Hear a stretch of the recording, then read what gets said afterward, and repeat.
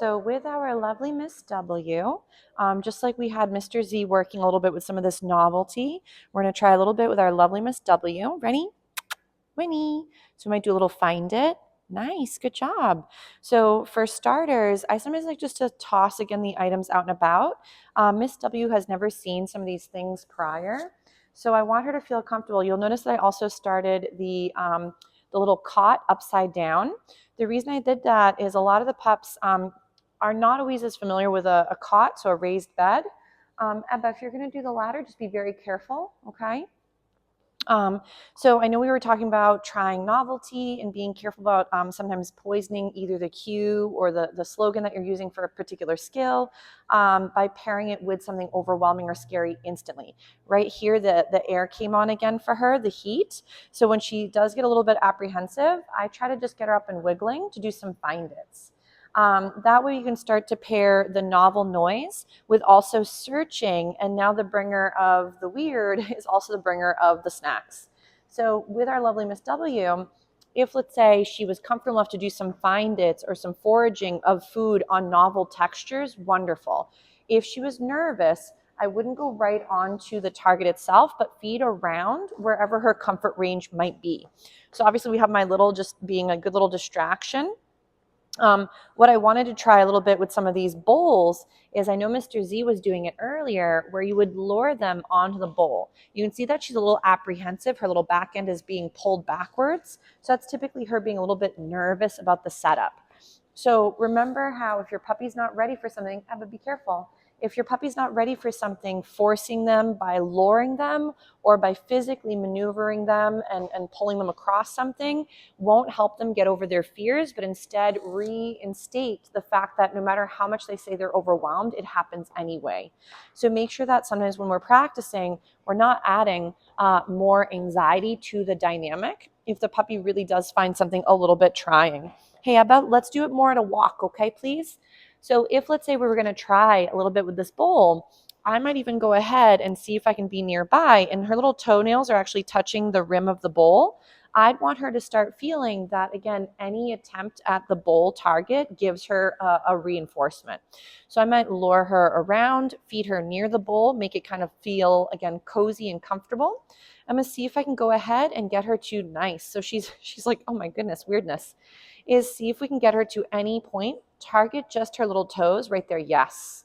So the benefit again of target training and getting your puppy comfortable with novelty and trying something new is that this could build up her comfort about going on to like the scale at the vet's office, maybe hopping into something or onto something. So the benefit of getting your puppy to practice maneuvering their body onto other items is it can start to help your puppy try something novel and build up their comfort and confidence. So right here, I'm just feeding anytime she's around the bowl or sometimes touching it with her toenails. So that way, as she's getting more cozy, we might even get that lovely foot right there. Yes. And feed for that lovely moment. Oh, chewing is optional. She says it's better if you just swallow them whole. So I do try to rip up her snackies. I know hers were packed really little, which is really nice right there. Yes. But I do sometimes rotate through a couple other little tidbits just to have it be a little novel for the harder scenarios. So right here, again, notice I'm not saying my cue word, so I'm not saying pause up or step up. I want to go ahead and just see if I can lure her onto the bowl.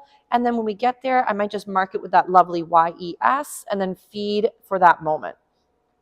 So close cuteness. Nice. So she's listening to my little one moving around. So I might even feed her sometimes just for being near and build up that value. Right there. Yes. So, but if this was really, really challenging for her, that was very nice cuteness, I wouldn't keep forcing the luring because then she might start to think that no matter what she does, she still has to work really hard to get anything that she might find valuable. Hey, Ebba, no jumping, please, okay? Because it makes a little bit of too many noises for the little wild woman. So we're going to go ahead and do a couple little find-its on the bed, get her to feel comfortable. And then what I might do, oh, we lost one. Ready? Find it. And now what I want to try to do is once she's off of the cot is maybe try and get it to flip over, and we'll see if she could maybe climb on top of it. There we go. If it is a bit spooky, I'm not going to force the setup. But remember, trying new things, great way to build some resilience and comfort in your puppy. But you want to make sure you're going slow enough that the puppy doesn't find it too flustering or scary. So right now she's sniffing the item. So I'm going to feed her throughout her checking it out. If let's say she doesn't go for the food, she could just be very interested in the smell of the cot. Of course, Mr. Z was on here hanging out, doing his little scratching. She also, for example, might be taking in the sights and sounds and smells. And a lot of times your puppy, to feel more comfortable, remember their sense of smell is the way we would see the world with our eyes. So allowing your puppy, Winnie, yes, to get comfortable with their environment first and then try to work with them can be very, very helpful. Because for some of these pups, again, starting off by trying to get focused first might be too hard of a starting point. So I find a lot of times allowing them for decompression, let them go smell the environment, let them get cozy with the sights and the sounds and the novelty. And then from there, see if you can work any of those bounce backs. So name recognition, positive interrupter with little kissy noise. Maybe just feed for even just being and existing in the space. Nice job. She actually put her little toe on there. Winnie, yes. She's like, no, this cot smells amazing. So if Miss W just wants to check it out, that's perfectly fine. She's like, there's some really good stinky smells on it. Abby, you're doing a good job exercising, huh? You're getting some of your steps in too.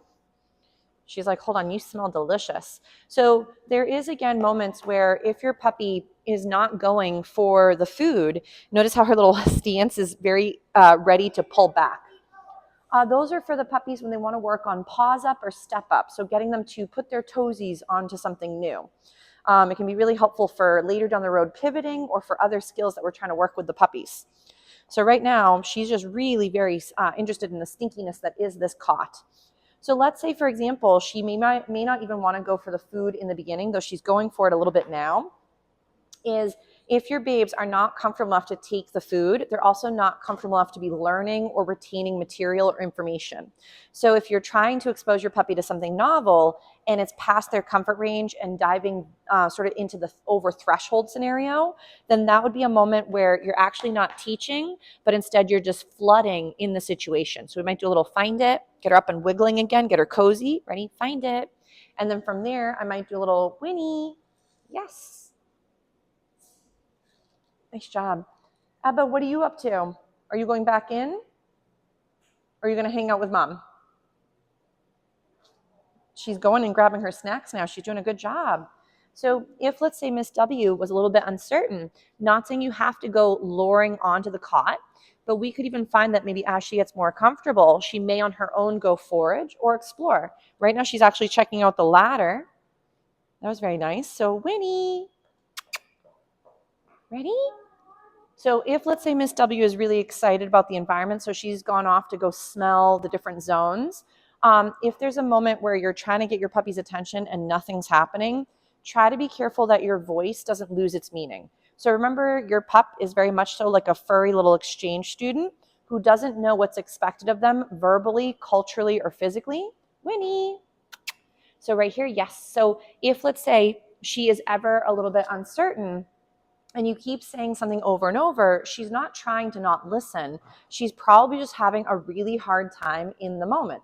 Right now she's watching Ebba is decided to go into that little bucket or bin that Zeus was using earlier to sit inside of. So if at times your puppy is, again, failing, it could be that the setup for the dynamic for her to learn in is way past her threshold or her comfort range, or maybe even her understanding. I know we dived into a little bit last time about how important sleep is for puppies. We may be finding that maybe she's not getting enough rest, and therefore her retention for the material is not as good, but also her ability to learn new things when she's overtired may not be there either. So definitely try and break it down into smaller steps so Miss W is more set up for success. So we might even try again with this little bowl, see if we can get her to do a little pause up again. She's thinking about it. Right there, yes. And I'm going to feed for that a couple little crumbs, beautiful, for going onto this little target bowl. I want to build up a lot of great value in this attempt at doing something new. So if, let's say, targeting the bowls is feeling much more comfortable, we could go ahead, yes, and you could start to then say the cue right prior to her going and targeting the item. So that way she starts to hear the cue word and then can do it and again, respond to it. But if your puppy doesn't know what it is, I don't like to say the words over and over, as my puppy either is failing to understand the concept or is getting really confused and not really knowing what to target. So let's say, again, we're going to try right here. So see if I can lure her onto our little platform. Yes, right there. Gorgeous job. What a good girl. That's very pretty. Good girl. So remember, little bits at a time are much easier for her and for you. So make sure your training sessions are short and sweet. If they're immensely long or you're trying to work on a lot of many different concepts at once, we may find that it's too hard for her, and therefore she starts to just give up or wander away or start to do other behaviors that could be actually a stress signal, yes, or displacement behavior when she's just feeling so overwhelmed. Yes, she's just watching my little wild woman off in the distance.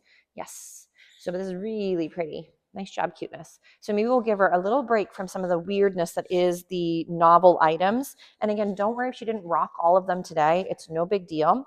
If, again, she's looking for that attention from you and feeling a little bit frazzled, just try to redirect her onto a skill you'd prefer. So in the beginning, if she's a little bit overwhelmed, I love doing those find its. It gets her up and wiggling and gets you or the thing that she's a little distracted by to become a little bit more on the back burner. Yes, nice job. So she's watching Ebba doing some playing with some of the equipment, and she's like, what the heck is that wild woman doing? So give our little Miss W a break from this, and then we're going to work a few other lovely skills with her too.